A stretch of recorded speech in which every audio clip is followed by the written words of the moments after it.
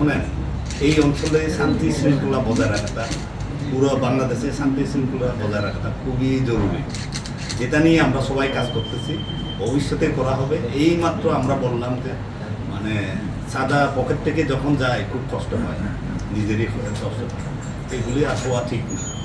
চাঁদাটা বন্ধ হওয়া দরকার, শান্তি শৃঙ্খলা ফিরে আসা দরকার, এবং যে অনেক কিছু দেখি যে বান্দরবানে হচ্ছে, এগুলি একটু কন্টেন করা দরকার, যাতে মানুষের জীবনে সুখ ফিরে আসে। এই সুখ ফিরে আসাটা খুব জরুরি। এগুলোকে গুরুত্বপূর্ণ মনে করেছিলেন, ওগুলোকেই আমরা গুরুত্ব দেবো এবং সেভাবেই কাজ করে যাবো। এবং এই যে আপনারা নিজেরাই জানেন যে নতুন এই 8 তারিখের পরে যে ইন্টারিয়াম গভর্নমেন্ট এসছে, বাংলাদেশে যে অল বাংলাদেশিদের একটা আগ্রহ এবং ইচ্ছা অন্যতম যে একটা পরিবর্তন দেখতে চাই। গতকালকেই আমাদের মাননীয় প্রধান উপদেষ্টা বলে দিয়েছিলেন কি হবে হবে না, সব কিছু মেনশন করা আছে। আমি ওইটুকুই শুধু রিপিট করলাম, পত্রিকায় দেখে নিয়ে।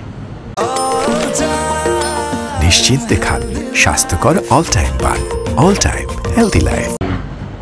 আমার পরিকল্পনা খুবই সিম্পল, আপনাদের মঙ্গলের জন্য, জনগণের মঙ্গলের জন্য, এই এলাকার মানুষের মঙ্গলের জন্য যা যা দরকার সব কিছুই করব।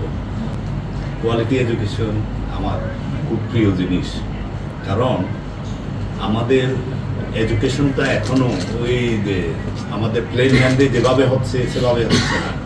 আমাদের ছেলেমেয়েরা গিয়ে কোথাও কোনো কম্পিটিশনে টিকতে পারতেছে না। So quality education is essential.